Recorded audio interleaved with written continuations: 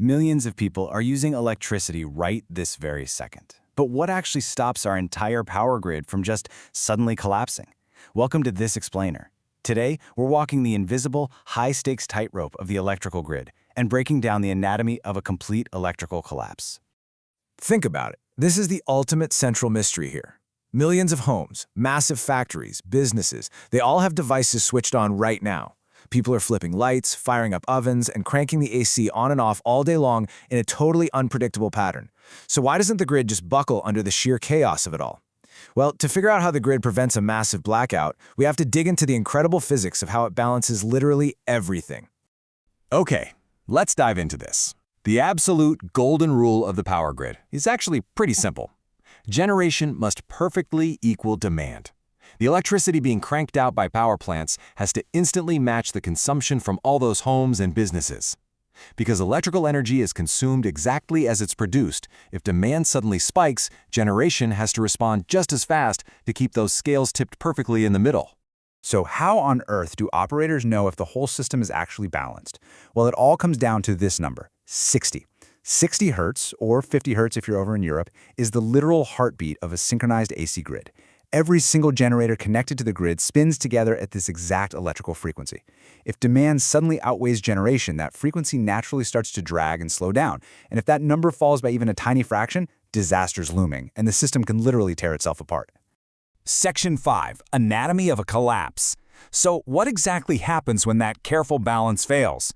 Because the grid connects power plants and substations over massive distances, a single fault in one tiny area can quickly ripple out across the whole map. And that brings us to, honestly, one of the most terrifying concepts in electrical engineering, the cascading failure. This is basically a process where the failure of one part triggers the failure of successive parts. Physically, here's how that plays out. When a transmission line gets overloaded with too much demand, the electrical resistance causes it to physically heat up. The metal expands, the line actually sags, and it might just touch a tree and short out. Instantly, all that massive electrical current it was carrying reroutes to neighboring lines. Those lines get overloaded, they heat up, they fail too, and boom, you've triggered a deadly chain reaction. Section 7. The 2003 Northeast Blackout. We don't just have to imagine this in theory, though. This is a terrifying real-world case study of how a localized issue can plunge an entire continent into total darkness.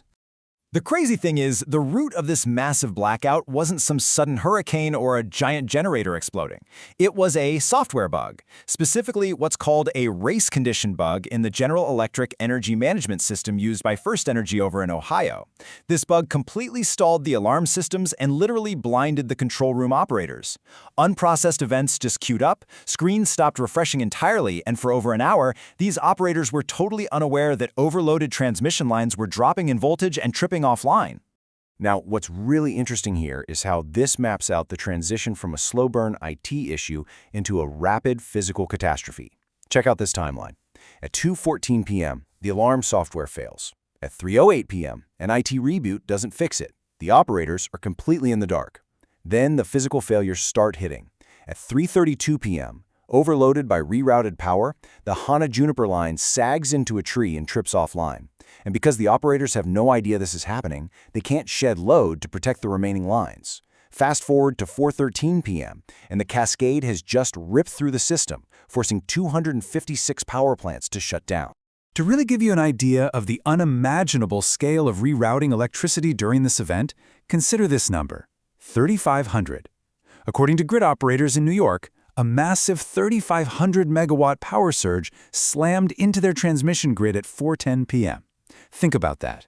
That is a colossal wave of electricity, just desperately trying to find a path as the grid around it literally crumbles. And this brilliantly illustrates the desperate measures taken as that failure spread geographically. While the initial failure zone was over in the Cleveland-Akron area, neighboring grid operators had to make some absolutely brutal decisions. New England and Ontario physically severed their electrical ties with the New York grid just to stop the blackout from entering their territory. Northern New Jersey separated from New York and Philadelphia. They essentially amputated connections to save their own local grids from this incoming electrical tsunami. Section 12. Stopping the domino effect. When the balance tips too far, engineers rely on aggressive, automated systems to halt the collapse before it destroys the physical infrastructure.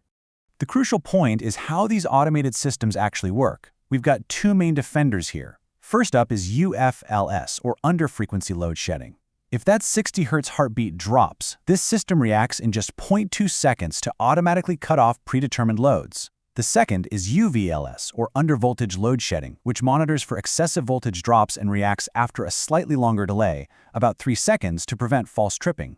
But both systems do the exact same essential job. They instantly cut demand to save the wider network. In a real-world application, when the system is severely threatened, grid operators will intentionally initiate targeted or rolling blackouts, or they'll trigger agreements with major industrial users to immediately shut down their heavy equipment. It sounds harsh, but they are purposefully sacrificing electrical service to thousands of people, plunging them into darkness just to prevent millions of people from losing power in a total, uncontrolled cascading failure. Section 15. Rebooting the dead grid. But what happens if the absolute worst-case scenario does occur? Once the system has completely collapsed, turning 256 dead power plants back on is an incredibly delicate and complex operation. This process is known as a black start. It's restoring a power station without relying on the external grid at all. And there's a great irony here. A massive power plant actually requires electricity to generate electricity. A large steam plant needs up to 10% of its own total capacity just to run its internal boiler feed pumps, blowers, and fuel prep systems. So when the grid is totally dead, they have absolutely no incoming power to start themselves up. Let's move to how this builds step by step, because it's pretty fascinating. First, operators fire up small diesel generators located at specific plants. Step 2, they use that diesel power to open the massive intake gates at hydroelectric dams. Hydro plants are perfect for this because they need very little initial power to get spinning. Finally, step 3, they use that newly generated hydropower to send a surge of electricity down isolated transmission lines to restart the massive fossil fuel or nuclear stations. It is a slow, super methodical process of bootstrapping the grid back to life. Technology, however, is completely changing this process. While we've historically relied on diesel and hydro for this, in 2017, a massive battery energy storage system actually successfully provided a black start in Southern California. They fired up a combined cycle gas turbine from a completely idle state using only grid-scale batteries. So it really shows how smart grids and giant battery arrays are beginning to revolutionize grid recovery. Which leaves us with this pretty crucial question. As we transition our energy infrastructure, adding highly variable and unpredictable solar and wind power to the network, how are we going to maintain this delicate 60 Hz heartbeat? The grid is quite literally the largest, most complex machine humanity has ever built. Keeping it perfectly balanced every single second of the day is an absolute engineering miracle. Understanding how it works, how it fails, and how it recovers is the very first step in ensuring the lights stay on tomorrow. Thanks for joining me for this explainer, and I'll see you on the next one.